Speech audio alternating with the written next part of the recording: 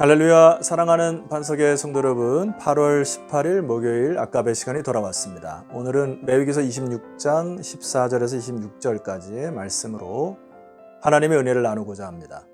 오늘 말씀의 제목은 너희가 내게 청종하지 아니하여, 이렇게 제목을 삼아봤습니다. 왜냐하면은 우리가 어제는 순종을 통하여 하나님께서 복을 주시겠다 이렇게 말씀을 하셨는데, 청종하지 아니할 경우에 당하는 질병과 재앙, 그리고 이 경고하심이 있는데, 그러지 않았을 때 너희들에게 당하는 저주의 말씀을 하나님께서 말씀을 하시죠. 분량을 보면은 순종에 대한 복은 한 3분의 1 정도가 되고요, 이 저주에 대한 복은 한 3분의 2 정도로 더 많게 됩니다. 그래서 어떤 그 혹자는 이 하나님이 너무나 자기의 백성을 위협하고 혹은 순종을 강요하여 강압적 법규를 주신 것이 아니냐. 그래서 이 하나님 자체를 폭군으로 이렇게 해석하는 그 사람들이 있습니다. 그러나 여러분, 이것은 참 받아들이기가 어려운 부분입니다. 왜냐하면은 하나님은 우리와 언약과 관계를 통하여서 계약을 맺으셨습니다. 그러니까 이 계약은 하나님이 자기 백성을 성숙하고 그 다음에 책임 있는 도덕적 행위자로 대우하시는 방식이죠. 계약을 대충 써가지고 저급하게 거래를 성사시키려고 하는 목적도 아니고, 하나님이 미리 모든 것을 다 말씀을 하셔서 하나님이 그 법을 잘 깨닫게 하셔서 결과적으로는 그러한 것들을 하지 말고 순종을 통하여 복을 얻으려고 하는 하나님의 의도를 여러분 기억하셔야 합니다. 여러분, 나중에 나는 그거 몰랐어 이렇게 해가지고 변명이 통하지 아니하는 것이죠. 그래서 고든 웬함은 이렇게 이야기를 합니다. 비나, 하늘에 내리는 비나, 평화, 심지어 하나님의 임재라는 축복마저도 당연하게 여기기가 아주 쉽다. 그분의 섭리적 선물들이 사라질 때 삶이 어떻게 되는지를 자세히 일깨워주는 것은 유익하다.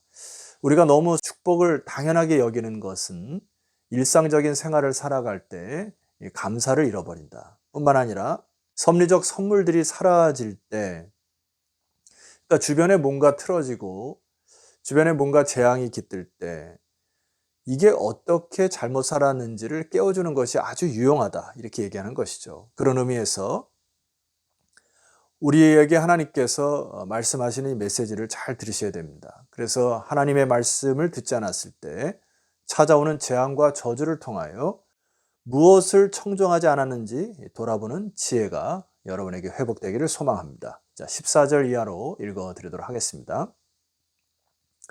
그러나 너희가 내게 청종하지 아니하여 이 모든 명령을 준행하지 아니하며, 하나님 이렇게 말씀하시죠. 15절입니다. 내 규례를 멸시하며 마음의 법도를 싫어하여 내 모든 계명을 준행하지 아니하며 내 언약을 배반할진대. 16절, 내가 이같이 너에게 행하리니 곧 내가 너에게 놀라운 재앙을 내려 폐병과 열병으로 눈이 어둡고 생명이 쇠약하게 할 것이요. 자, 1차적으로는 몸이 상해지고 또 눈이 어두워지고 힘이 빠지는 상황이 도래하게 된다는 것입니다. 우리가 원인도 모르게 여러분의 몸의 기력이 자꾸 쇠한다고 하면은 점검이 좀 필요하다는 얘기죠. 자, 17절 말씀 가기 전에 16절 조금 더 보도록 하겠습니다. 너희가 파종한 것은, 중반절이죠, 헛되리니 너희의 대적이 그것을 먹을 것이며, 17절, 내가 너희를 치리니 너희가 너희의 대적에게 패할 것이요 너희를 미워하는 자가 너희를 다스릴 것이며 너희를 쫓는 자가 없어도 도망하리라. 이때 당시에는 농경사회였기 때문에 씨를 뿌렸지만은 제대로 거두지 못하고 오히려 그 거둔 것들을 대적들이 먹게 된다. 그러니까 씨를 뿌리는 것 자체가 헛수고가 된다는 얘기죠. 우리의 옛말에 재주는 곰이 부리고 돈은 사람이 가져간다, 이런 표현도 있듯이 우리가 뭔가를 열심히 이뤄서 내 땀을 흘려가지고 많은 것들을 했는데 갑자기 큰 재앙이 닥쳐서 혹은 질병이나 사업의 틀어짐이나 이런 걸 통해 가지고 내가 예상치 못했던 지출이 막 엄청 많아졌을 때, 여러분 그때 빨리 우리의 삶을 점검하시라고 하는 것입니다. 그래서 여러분의 삶과 예배를 돌아보시라는 이야기예요. 나의 중심이 어디로 있는가? 물론 우리가 당하는 이 모든 것들이 하나님이 허락하시긴 하시지만은 하나님이 다 의도하여 목적대로 하시지는 않습니다. 그러나 점검이 필요하다는 이야기죠. 하나님 우리에게 경고를 주시기도 하고 또 하나님을 거부한 자들에게는 재앙을 통하여 말씀하시는 분이시죠. 자, 18절. 또 만일 너희가 그렇게까지 되어도 내게 청정하지 아니하면 너희의 죄로 말미암아 내가 너희를 7배나 징벌하리라. 두 가지 말씀에 유념하시면 되겠습니다. 첫 번째, 그렇게까지 되어도. 자, 이렇게까지 내 삶이 힘이 들고 마치 그 징벌이 당하는 것 같은가 할 때 빨리 점검하시라는 이야기고, 그러나 여기에서 하나님은 우리를 심판을 통하여 우리에게 멸망을 하시려고 하는 게 목적이 아니고 어떤 단어를 사용하시죠? 징벌이라고 하는 단어입니다. 그러니까 징벌을 통하여서는 우리에게 빨리 그 죄에서 돌이켜 그 죄에서 빨리 회개하여 패역함에서 다시 원상태로 돌아오라는 하나님의 메시지입니다.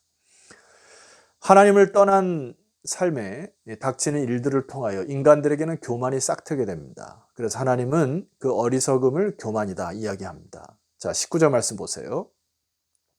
내가 너희의 세력으로 말미암은 교만을 꺾고 너희의 하늘을 철과 같게 하며 너희 땅을 녹과 같게 하리니 20절 이는 너희의 수고가 헛될지니라.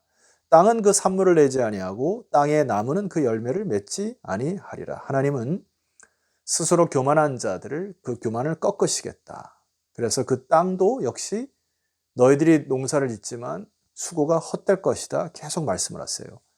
21절 너희가 나를 거슬러 내게 청종하지 아니할진대 내가 너희의 죄대로 너희에게 7배나 더 재앙을 내릴 것이니라.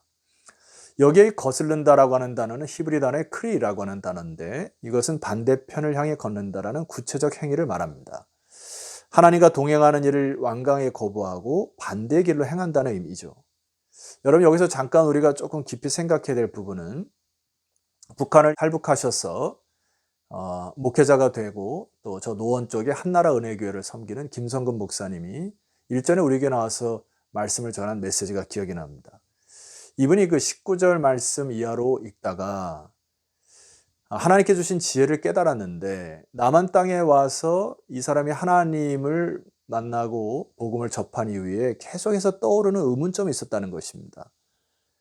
왜 하나님은 저 땅, 북한 땅을 이처럼 불행하게 하셨는가?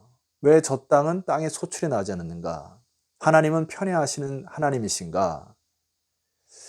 저 땅이 이렇게 척박한 이유가 무엇인가를 생각하다가 19절 이하에서 이 목사님이 이제 깨달았던 것은 뭐냐면 북한 땅에 교만이 있고 우상 숭배에 만연한 땅이어서 그렇구나 이런 깨달음을 얻었답니다. 여러분 아시다시피 북한의 평양은 이 조선 땅의 이 복음의 첫 출발 그리고 수많은 교회들이 큰 붕을 이뤘던 곳이 바로 평양 땅이죠. 그런데 지금은 독재 체제로 우상을 섬기는 김일성, 김정일의 우상들이 전 땅에 세워져 있고 그리고 이 땅에 그 신사참배를 통하여 하나님이 싫어하시는 우상 숭배의 잔재물들이 곳곳에 남아있는 것을 보게 됩니다. 그러다 보니까 마치 하늘을 철과 같게 하셨고 너희 땅을 녹과 같게 하여 그 땅이 산물을 내지 아니하는 그 이유가 하나님을 거슬렸던 많은 리더십들, 이 독재 체제의 우상들로 깨달았다는 것입니다. 그래서 그 땅이 7배나 큰 재앙을 얻었구나. 이러한 깨달음을 얻었다는 얘기예요. 그래서 김성근 목사님은 이 땅에 온 탈북자들을 잘 신앙교육을 시켜서 또 신학 후배들을 잘 양성하여 북한 땅이 열릴 때 저 땅을 복음화시키기 위해서 애를 쓰고 기도하고 준비하는 목회자이시죠. 성도로 우리가 북한 땅에서 기도해야 될 줄 믿습니다. 그래서 이 기도가 저 땅에 하나님의 나라가 도래할 때까지 우리가 힘을 다하여 중보하고 이 땅에 오신 탈북민들을 잘 함께 합력하여 선을 이루는 그런 아름다운 주의 나라 이뤄가시기를 소망합니다. 자, 점점 더 극도의 슬픈 일을 당하게 됩니다. 22절 말씀 보면은 내가 들짐승을 너희 중에 보내리니 그것들이 너희의 자녀를 움키고 너희 가축을 멸하며 너희의 수요를 줄이리니 너희의 길들이 황폐하리라. 1차적으로는 들짐승에게 당한다. 여러분 이 도시나 살아갔던 문화가 황폐하게 되면 사람들이 떠나고 나서요. 나중에는 그 들짐승들이 거기를 점령하는 경우를 보게 되죠.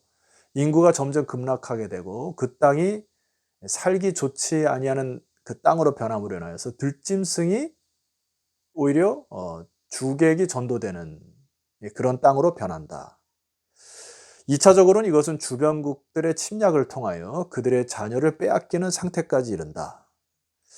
자, 그런데도 하나님 앞에 돌아오지 아니하므로 23절 이하에 이런 일을 당하여도 너희가 내게로 돌아오지 아니하고 내게 대항할진대. 24절 나 곧 나도 너희에게 대항하여 너희 죄로 말미암아 너희를 7배나 더 치리라. 25절 내가 칼을 너희에게로 가져다가 언약을 어긴 원수를 갚을 것이면 너희가 성읍에 모일지라도 너희 중에 연병을 보내고 너희를 대적의 손에 넘길 것이며 하나님이 원수의 칼을 통하여 너희들에게 징벌을 내리시겠다라는 말씀이고요. 26절 내가 너희가 의뢰하는 양식을 끊을 때에 10 여인이 한 화덕에서 너희 떡을 구워 저울에 달아주리니 너희가 먹어도 배부르지 아니하리라. 결과적으로 우리가 의뢰했던 양식, 먹고 사는 문제에 마음에 빼앗겼던 우리의 삶 속에서 10 여인이 한 화덕에서 겨우 빵을 구워내는 그러한 기근의 상태로 돌입하겠다. 그리고 먹어도 배부르지 아니하는 그런 재앙이 깃들 것이다. 여러분, 우리는 오늘 이 말씀을 통하여 우리에게 당한 여러 가지 많은 아픔들, 상처들, 또 재앙들, 질병들을 가만히 묵상을 하셔서 점검이 필요하다는 이야기입니다. 그래서 여러분의 중심을 하나님의 말씀을 듣는 자리로, 그리고 하나님께서 이 세대를 향하여 말씀하는 메시지를 듣는 그런 자리로, 그리고 여러분의 삶의 현장에 나의 교만을 꺾고 하나님께서 다스리고 통치하시는 그런 나라를 만들 수 있도록 여러분 다시금 순종하는 여러분 되셔서 아버지의 놀라운 나라가 여러분의 자그마한 순종으로 이루어지는 축복의 시간들이 되시기를 주 이름으로 축원합니다. 기도 드리시겠습니다. 존귀하신 하나님 아버지 감사합니다. 주께서 말씀하신 이 말씀을 잘 귀를 기울이는 시간이 되게 하옵소서. 우리에게 닥친 아픔들, 또 재앙들, 질병들을 통하여서 하나님께서 말씀하고자 하는 메시지를 가만히 잘 묵상하고 이제 여호와의 말씀을 청정하는 복된 기가 되게 하옵소서. 예수 그리스도 이름으로 기도드렸사옵나이다. 아멘. 자, 성도 여러분, 내일은 레위기서 26장 27절 이하로 여러분을 찾아뵙도록 하겠습니다. 내일 뵙겠습니다.